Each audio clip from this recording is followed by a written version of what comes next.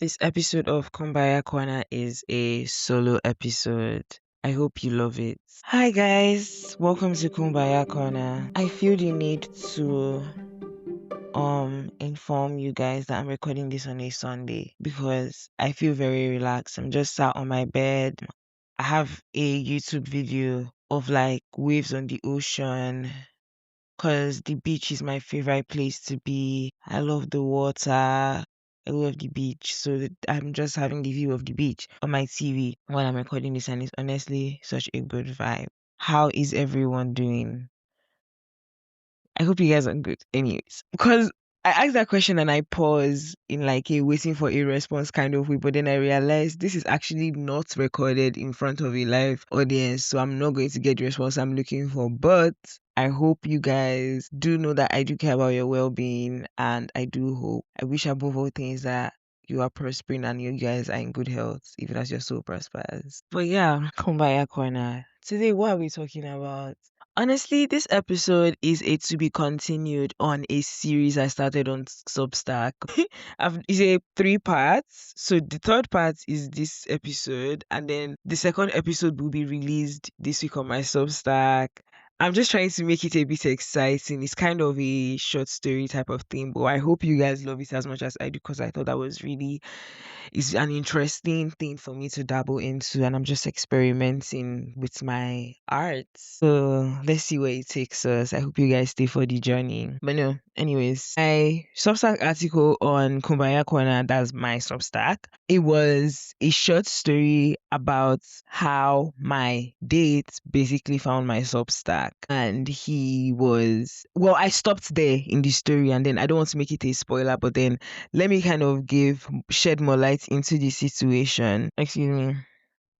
So, anyways, he found my Substack and then he brought it up on our date and he goes, I'm impressed. And I'm like, impressed? Like, I really want to know what is so impressive about, like, what is impressive. Also, I want to know if I'm thinking about it too much because I tend to do that. So, definitely call me out if I'm thinking about it too much and I should let it go. But then he was like, he goes, he's impressed. I'm like, I don't get what is impressive. Are you impressed that, like, oh, this girl can write? Or, like, yeah, impressed at the writing or you're impressed that it's coming from me? Like, what exactly is the impression you're getting that you felt the need to comment that? That was my reaction to him. But then in my mind, I felt kind of a mini panic because when that happens, it's now like they have this perception of me or they have information about me now that do you get what I mean? I'm just like, oh my God. I see it as data that they are collecting type thing or data that landed on his laps, quote unquote. But then it did make me a bit uncomfortable because I just like what kind of person do you think I am from the way I write? Because I get it a lot that they have this a different perception of me because of how I write. There's such a this is coming from you person, which is kind of questionable. I never really understand it, but I know it's kind of a pattern. Like I've noticed it with people that I've been romantically involved with. So at some point, I actually stopped sharing with them what I was writing because I just didn't like that whole little. So it felt like a kind of switch or just that reaction I'd get when they realize I write. And then it's also a thing of like when I tell you I write, I also want the reaction I expect is more of like a wow, I'd love to read, like, I want you to be interested. I want you to have that curiosity element because I know, well, I would say that is one of my love languages. Like I know it's not something that is fundamental, but there has to be a thing for it. Curiosity as being a way you feel like loved and appreciated in a relationship. So I have not gotten that in the way I want it, and it's a key thing for me. So that's why I guess I wanted to point out in the story. When I started off the newsletter by basically saying that, I find it hard to separate what I write from like my personal stories. I will throw in a little bit of like, salt and pepper just to like impose misdirection, but then kind of like they are very, very close to home type thing. And I was talking to my friend about it this morning, and she was like, because she's an artist as well. So we're both just talking about how sometimes it's just what you feel that you can execute. And then it's healing when you do it eventually. But then up until that it's feeling healing. You're more anxious about how it will be received, how you be perceived, etc. So we find that as artists, we both find it like difficult, but are now getting comfortable in saying that, oh, actually, I'm an artist, because at the end of the day, you don't want to have to hide a part of yourself for people. But then when you're not met with that instant curiosity, it's kind of discouraging for me, anyways. But yeah, that is basically what I was talking about in the article, and that is kind of what my part 3 is about.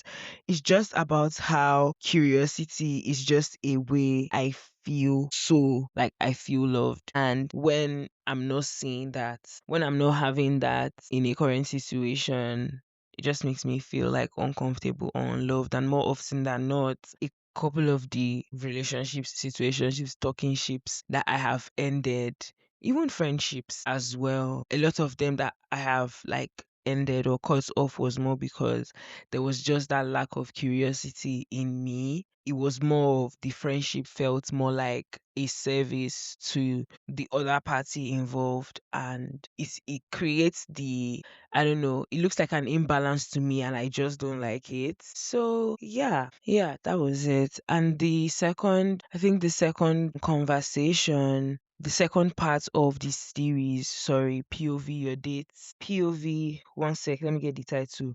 POV your date did his homework, part 2. We just met, so why do you think you know me? Because you've read me. So that's basically what it is about. It's such a pet peeve of mine when I meet someone for the first time and you're now trying to like act like you know me, type like like you've asked me my name, you've asked me where I'm from, and then you've asked me like maybe a little about my family background, and then with this bits of information you are now trying to find a box to put me into, like, okay, so you're trying to perform this like perfectionist thing, blah blah blah, just jumping into conclusions about who I am.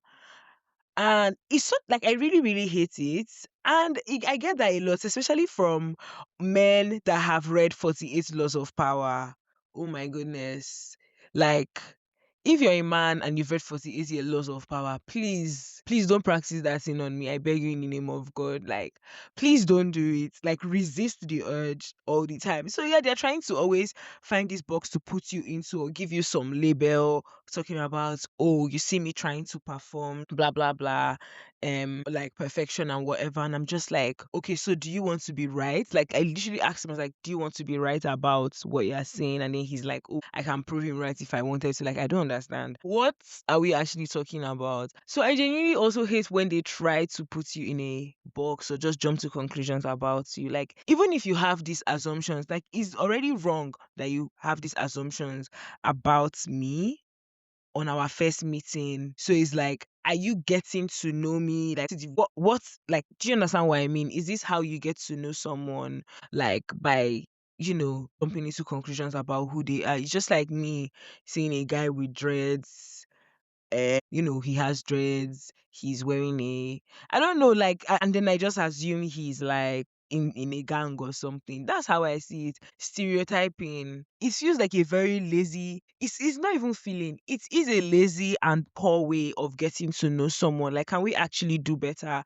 Can we ask questions and just be interested? And then if you're not interested, then please, can you just leave that person alone as well? Like, let's all stop it. Everybody, like, I don't want to say everybody, because obviously there's always people that are not, but like a large population of people on their social media talking about how real yearners are dead and, romance is not real and this generation is cooked and everything.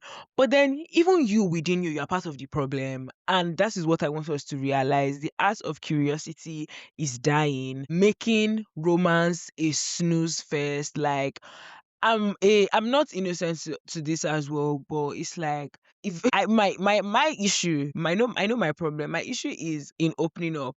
Like, I'm just very about it. It's always like a slow process for me, type thing, for me to like fully open up. But then every day is a step, and it's like I'm more often than not, I find that I'm always willing to do it. I just notice that, oh, this person is just no longer interested, as per my process is too long, or I'm running a strict program over here. Except in situations where I have fallen too hard and too easily. If you remember in the Because I Liked a Boy episode. Yeah, honestly, and it's like, we really not would get it. But yes, guys, bring back the ask of curiosity. Please ask questions about people and actually get to know them, not just to like, don't see it as I'm taking a list kind of thing. Like, in a way, yes, you are taking a list, but then it's like, I don't know, let's just stop being shallow.